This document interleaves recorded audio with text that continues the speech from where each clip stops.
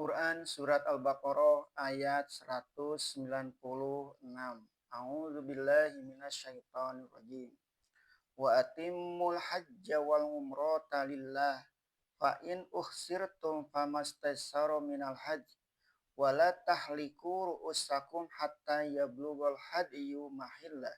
Faman kana minkum maridun aw bihi adam min ra'sihi fa fidyatun min siyamin aw shadaqatin aw nusuk. Fa idza amintum faman tamatta'a bil umrati ilal haji famastaysara minal haji. Faman lam yajid fasyamu salasati ayyamin fil hajj wa sab'atin idza raja'tum. Tilka asyaratun kamilah.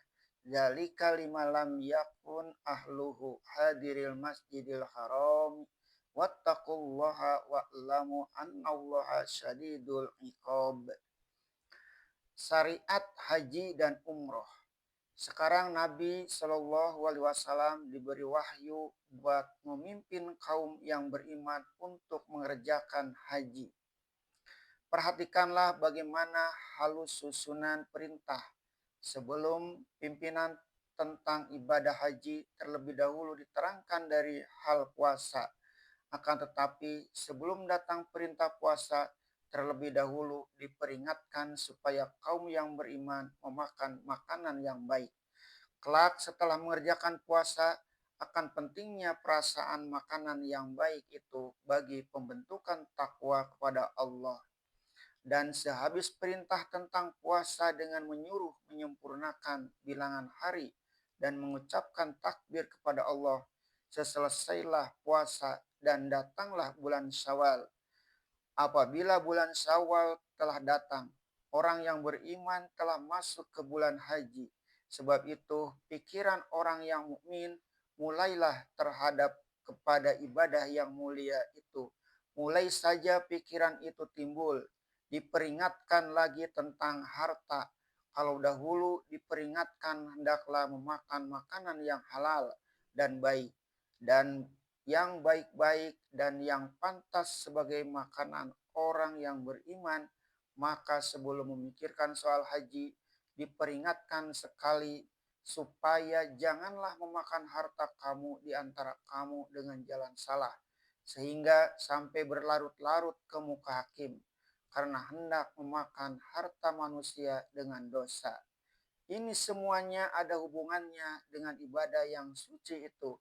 Jangan harta benda dan perbelanjaan yang akan engkau pakai ke sana engkau dapat dari jalan yang salah. Ketika orang bertanya tentang apa sebab bulan itu mulalah sebagai benang kecilnya, kemudian purnama dan kemudian kecil lagi, Rasulullah Shallallahu Alaihi Wasallam telah disuruh menjawab dengan menerangkan hubungan hitungan bulan dengan perhitungan ibadah-ibadah dan haji. Setelah itu datanglah perintah keizinan berperang guna mempertahankan diri jika diserang musuh dalam mengerjakan haji ke Masjidil Haram. Selesai itu semuanya, barulah Allah menjelaskan tentang haji itu sendiri dengan ayat ini. Dan sempurnakan haji dan umrah itu karena Allah. Oleh sebab terlebih dahulu telah banyak dibicarakan soal haji, maka ayat ini telah menyebutkan sempurnakanlah. Berbeda dengan perintah puasa yang ditentukan bulannya, yaitu Ramadan, bulan turunnya Al-Quran, dan lagi ibadah haji telah ada sejak Nabi Ibrahim alaihissalam. Sehingga walaupun dalam suasana yang demikian hebat pertentangan tauhid dengan yang masih musyrik, tetapi haji itu tetap dikerjakan oleh seluruh suku-suku Arab.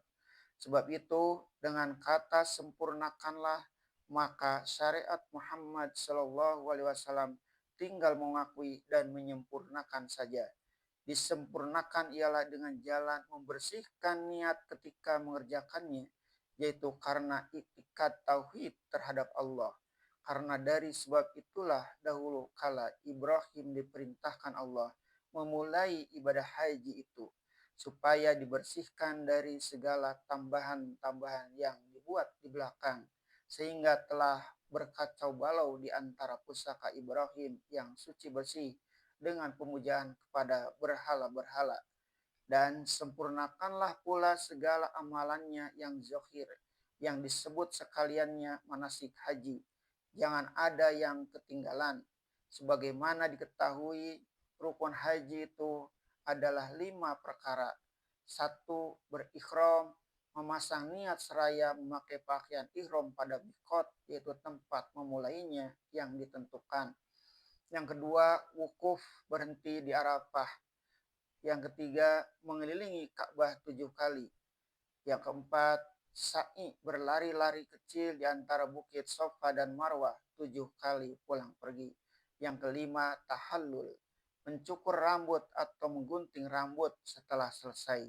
Dan di antara wukuf di Arafah itu sebagai puncak rukun dengan tawaf dan sa'i itu ialah berhenti sejenak di Mas'aril Haram atau Musdalifah dan bermalam di Mina untuk melempar jamroh.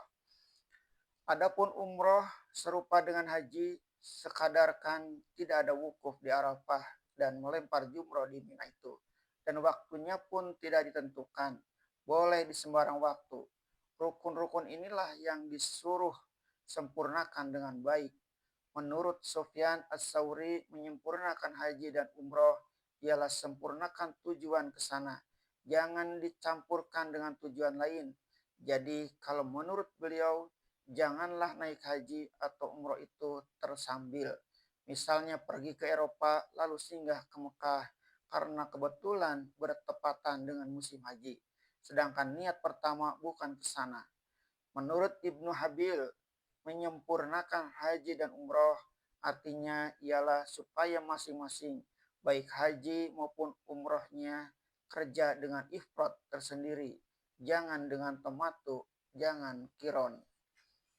Menurut Muqatil, menyempurnakan haji dan umroh ialah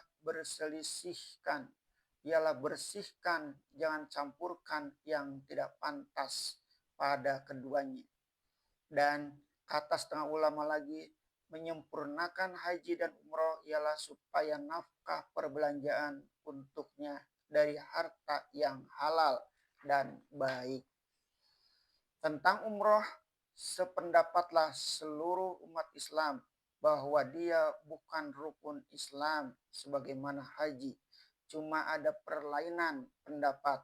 Apakah dia hanya suatu amalan sunnah atau mandub ataukah wajib meskipun bukan rukun Islam. Setengah ulama mengatakan bahwa dia adalah wajib. Setengahnya lagi mengatakan dia sunnah. Akan tetapi apabila mulai dikerjakan, hendaklah disempurnakan. Barang siapa yang telah memulai umroh padahal tidak disempurnakannya, berdosalah dia. Samalah halnya dengan sunnahnya solat nawafil yang selain 5 waktu. Apabila telah dimulai, wajiblah dikerjakan dengan sempurna. Tidak boleh dihentikan di tengah-tengah, mentang-mentang hanya sunnah. Hal-hal ini kita persilahkan dipelajari khusus karena seluruh ulama besar fikih ikutan kita, Imam Abu Hanifah, Imam Malik, Imam Syafi'i, dan Imam Ahmad sama pendapat bahwa haji dan umroh wajib disempurnakan. Tetapi selain dari wukuf di Arafah yang mereka semuanya sepakat mengatakan dialah rukun haji yang jadi puncak, maka tentang yang lain-lain ada beberapa perbedaan pendapat beliau-beliau. Ada satu manasik yang oleh Imam Malik dikatakan wajib, oleh Syafi'i dikatakan rukun, oleh Hanbali dikatakan sunnah. Akan tetapi kita lihat walaupun orang yang mengerjakan haji di Mekah itu datang berduyun dari keempat mazhab Sunni, orang Syiah dan Khawarij, tetap perbedaan yang mencolok tidaklah terdapat. Menurut jumhur sebagian besar ulama, syariat haji dijadikan resmi syariat Nabi Muhammad SAW. Ialah pada tahun ke-9 dan tahun itulah kaum muslimin di Madinah dan di seluruh tanah Arab naik haji ke Mekah yang telah bersih dari berhala dan diangkatlah oleh Rasul Shallallahu Alaihi Wasallam sahabatnya Abu Bakar mengepalai rombongan atau Amirul Hajj tahun itu. Tahun ke-10 barulah naik haji. Rasulullah sendiri yang terkenal dengan haji wada, haji perpisahan. Sebab 82 hari sudah itu beliau pun meninggal. Akan tetapi penyelidikan yang lain menunjukkan bahwa pengakuan resmi syariat haji dijadikan syariat Muhammad SAW ialah pada tahun keempat, sebab dia disebut dalam surah Ali Imran ayat 97. A'udzubillahi minasyaitonirrajim. Walillahi 'alan nasi hijjul baiti man istata'a ilaihi sabila. Dan karena Allah diperintahkan kepada manusia berhaji ke rumah itu, barang siapa yang sanggup berjalan kepadanya. Surat Ali Imran turun sesudah peperangan Uhud, sedangkan perang Uhud terjadi pada tahun keempat Hijriah. Akan tetapi umroh baru sempat dikerjakan pada tahun ke-7, sebagaimana kodok dari umroh yang dihalangi oleh orang Quraisy di tahun ke-6 di Hudaybiyah. Tahun ke-8 Mekah ditaklukkan dan dibersihkan dari segala berhala. Tahun ke-9 Abu Bakar memimpin haji yang pertama, dan mulai tahun itu dengan resmi dilaranglah orang yang masih musyrik mengerjakan haji dan dilarang tawaf bertelanjang. Dan tahun ke-10 barulah Rasulullah SAW sendiri mengerjakan haji. Maka haji dan umroh yang telah dijadikan syariat Islam lanjutan pusaka Ibrahim itulah yang disuruh Allah dengan perantaraan nabinya supaya sempurnakan zahir batinnya. Rukun batin ialah niat yang ikhlas dan tidak riya. Rukun yang zahir ialah sekalian menasiknya. Kemudian dilanjutkan lagi, akan tetapi jika kamu dihalangi, maka kirimlah kurban sedapatnya. Artinya, kamu telah pergi naik haji, rumahmu telah engkau tinggalkan, dan engkau telah berikhram di tempat mikot. Tiba-tiba ketika akan masuk ke Mekah, datang saja halangan, maka hendaklah kamu kirimkan binatang kurban yang di dalam ayat disebut hadyu dan dalam istilah haji disebut dam, artinya darah. Kirimkan dam itu ke Mekah untuk makanan fakir miskin di sana. Disebut di sini yang sedapatnya, sekurang-kurangnya ialah seekor kambing. Tetapi kalau sanggup lebih adalah lebih baik, seumpamanya lembu, kerbau, dan unta.